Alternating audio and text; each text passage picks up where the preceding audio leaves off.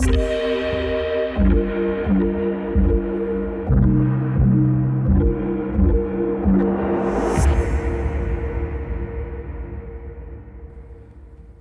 welcome to the second episode of Sneakers and Strategies. My name is Nick Kastner, and I'm your host. Today, we're going to talk about Google Analytics 4. So, if you're a web analytics, web marketer, or marketer, you probably are familiar with Google Analytics 4. It came out a few years ago in beta, and what they've done is, as of July 1st of this year, they made the announcement that next July, they're going to end the ability for you to use the old version of Google Analytics. So, because of that, we've had to make some decisions on making sure every one of our clients at our company have moved over to the new platform. So with that, I'm going to walk you through what Google Analytics 4 is all about, how to install it, also a little bit about reporting for Google Analytics 4, and then what's next. So if you're listening to the podcast, you'll be able to listen to the audio. If you're interested in some additional information, I'm sharing this on YouTube as well, and it's got some slides and some graphics that may be beneficial for you. So, what's changed in Google Analytics? So, let's start with a little bit of history about where we started and where we're going. So, Google Analytics was actually originally developed by a company called Urchin On Demand. That was the original analytics platform, and was acquired by Google in the spring of 2005. The first Google branded release was November of that same year. And in 2006, Google also purchased a company called MeasureMap. And so they actually combined the technology from Urchin and MeasureMap to create what we know as the original version of Google Analytics. It originally was invitation only, and because of such high demand, it actually released to all users in August of 2006. So if you think about the timeline, that's pretty compressed from a software standpoint. The platform was actually initially based on what they called server-side hits. So that was every time a file was loaded, a hit occurred. So that's when I first got into digital, we measured everything by server-side hits. And that's really what we cared about from a measurement standpoint when we looked at website growth. Now it's a little bit different, and obviously over the past few years, and with the pandemic in particular, things have changed significantly. So the latest iteration of Google Analytics 4 is what it's referred to, moves away from this platform and actually utilizes a cookieless infrastructure. So what does that mean? Well, cookies were first developed really to allow e-commerce platforms to function. Now they allow websites to track you across the web, so that's what they do now, and utilize what we refer to as third-party cookies as well. So a first-party cookie would be if you were tracking your own website with your own code. That's a first party. A third-party cookie would be like Google Analytics, or not Google Analytics, but like what we do in retargeting and some of these other platforms, where we actually place a cookie on your website as a marketer, and then that cookie then remains in the web browser, and so when the user leaves the site, we can actually track where they go outside of your website. So over time, what's happened is because of privacy and a number of other things, those sort of cookies are slowly being banned across the web. Apple's iOS system now is doing some of that. The future versions of Chrome will do that. So really the idea is that we won't be able to track you once you leave our website. So first-party cookies, those are cookies created as you're viewing one site, those are still considered acceptable somewhat, and Google Analytics 4 and other platforms function based on those cookies. So as third-party cookies go away, first-party cookies will remain. That's actually going to change how advertising is done across the web. Well, Google Analytics 4 is actually built ahead of the curve because it actually can do some tracking based on machine learning and artificial intelligence. So that cookie may not be necessary, which is kind of a really interesting sort of conundrum, because it uses both first-party cookies and future machine learning and user modeling that it does now. So that's ahead of the curve. Virginia is enacting a privacy law. California has already done that. The European Union has already done that with GDPR. So there's lots of things in the privacy sector or the privacy space when it comes to the web that are really affecting how we go to market. and how users and marketers and everyone kind of interacts with the web. So what does that mean? Well, Google Analytics 4 does some really curious things. So first, it allows you to randomize IDs utilizing Google's Tag Manager, and that's the future of a cookieless tracking system. So this will allow marketers actually to track a nameless user as they visit a given website, but it's not necessary to track the user utilizing cookies. Any missing data that would have been collected via cookie will be filled in using artificial intelligence and machine learning, and that's really what GA4 does. So from a structure standpoint, the systems are a little different. So you may remember that I mentioned as we started the episode that the original version of Google Analytics used what they call a server-side hit. So that's when a file is loaded on a server. Well, the current version of Google Analytics, marketers call it Universal Analytics or Universal Google Analytics, or UA for short, uses a framework that has the user at the top, so that would be me, and I could go to a website multiple times, so that would be the different sessions that I have, and then within those sessions I would have different hits that occur, right? So I would go to one page, and I may go to another page, I may go to another page, I may watch a video. Those sort of things are hits. And under that, I would have one session, and then I'm one user. Well, the new setup for Google Analytics 4 is entirely different. So with GA4, we have the user, and the user has properties, right? Like demographics, demographic information, or the browser that they're using. And so they have these parameters that are assigned to the user. And then we have this separate thing called events. And events have parameters. So it's structured in a way, instead of having this kind of straight down infrastructure, where we have user to sessions to hits, and those hits align with the different things we could do. GA4 is aligned with users and events, and those two things have separate groupings of parameters. So for that reason, Google couldn't really make the decision to just transition everyone to GA4. It's a different structure. And so for that reason, your old data will go away as of July 1st, so 2023. So on July 1st, 2023, you will still be able to go back throughout your history and see all the data that was in Universal Analytics. However, no new data will be tracked. So that's a big deal, because as a marketer, you want to be able to track year over year, month over month data. Well, if you can't see year over year data, because as of July 1st, 2023, so that month of July next year, you will not be able to go back. You won't be able to track any new data. You'll just have your old data, right?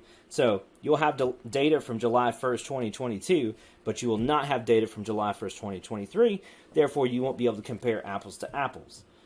So as a marketer, what you want to do is you should have, if you haven't done it already yet, you need to install Google Analytics 4, and if nothing else, just to collect the data. So that way when you go back and look at October of next year, and so you're looking at October of this next year, so October 2023, you compare it to October 2022, you'll actually have something to compare it to. Otherwise, you're going to have to try to extrapolate data from the old Universal Analytics account and match it to the new data. And those things are not going to match directly, so you're going to have to do some work in spreadsheets just to make sure you've got data to match and to compare to. So how machine learning works. So let's talk about that for a second. With Google Analytics 4, they're using this thing they're referring to as the data stream, right? So it's really the ability to track across platforms.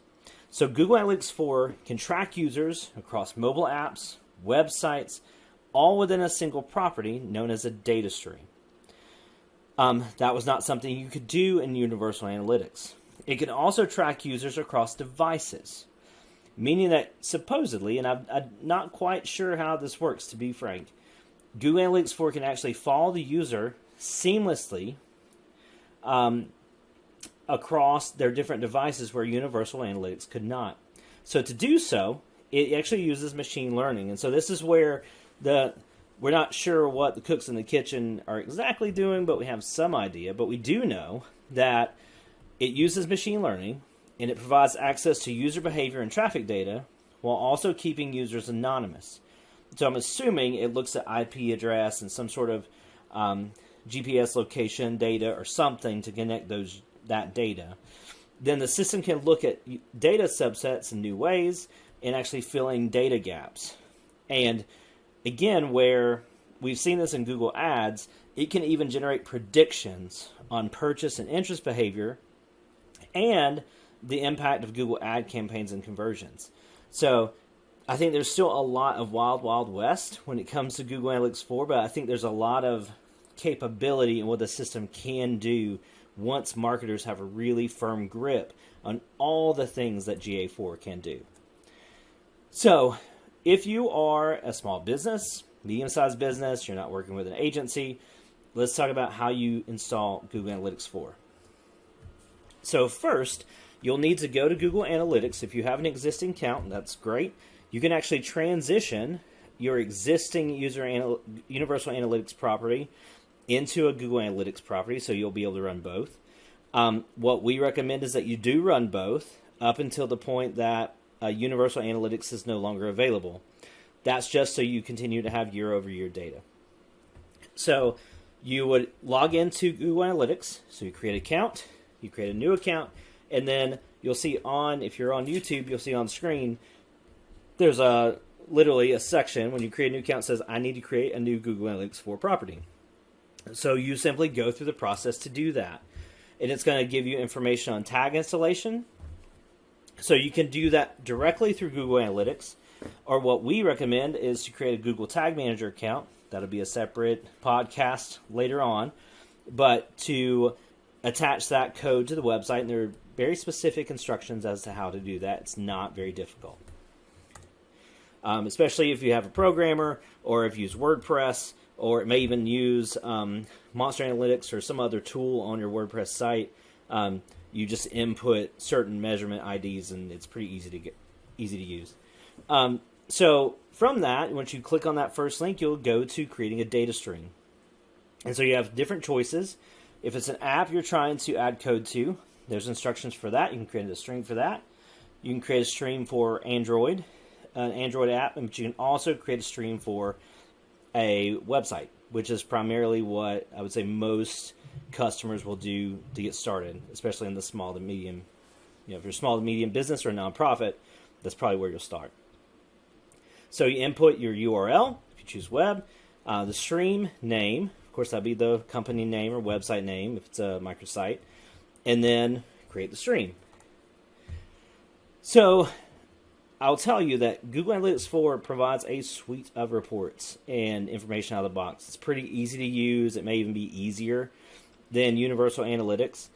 However, the power is not in those existing reports, but customizing reports. So you can actually create new events. You can track almost anything you want to and set up events to do that. In the past, you could do that, but for the most part, users just use Google Analytics out of the box. However, I believe that GA4 offers so much customization that you can do kind of whatever you want.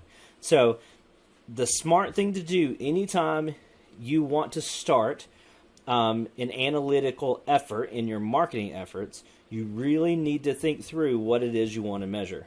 So a lot of businesses don't do that. They'll just input Google Analytics and just say, okay, let's measure some stuff, which that's certainly something you can do. But the smart thing is, what is it that matters most to your business? And how does that relate to the web?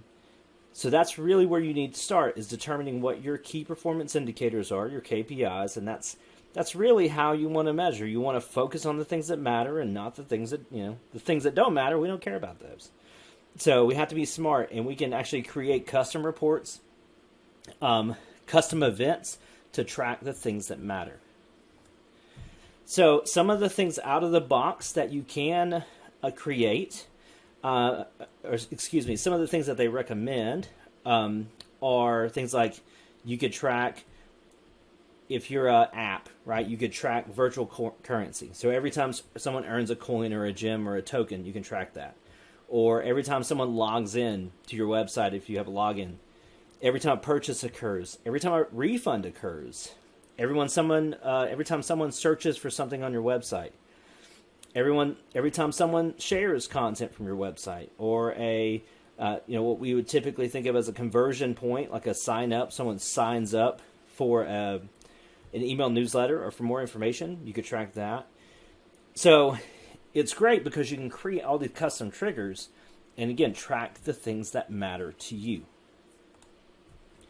Now, with reporting, when I said there are standard reports that you can use, there's a report called the Lifecycle Collection, a set of standardized reports called the Lifecycle Collection, where data is organized by the stage of the customer journey. So the way Google sees that is you have engagement, so that's where they're dealing with pages on the site. Monetization, so that's where we're making money. And retention, where they're coming back to the site and maybe interacting or purchasing again. Second is user collection. So that's demographic information, geographic information, technical data like related to the type of browser they're using, the type of device they're using. And then there's an app developer collection for those of you that are connecting your apps to the platform. So on screen, you'll see an example of what they call the RealTime Report. So the RealTime Report actually shows you what's happening on the site right now.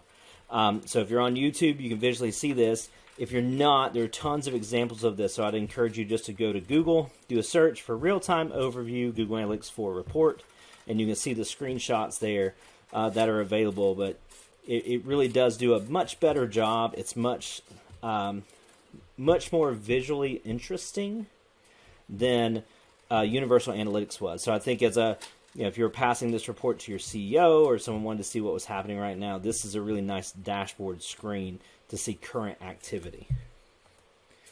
So what's next? Well, the way that we see it is if you need help, of course, you're welcome to call our company, but I would just encourage you to get your hands dirty. Don't be afraid to do a little research around Google Analytics 4. Try to get a better understanding of how the system works. I know a lot of you who may be smaller, medium businesses may be trying to figure this out on your own.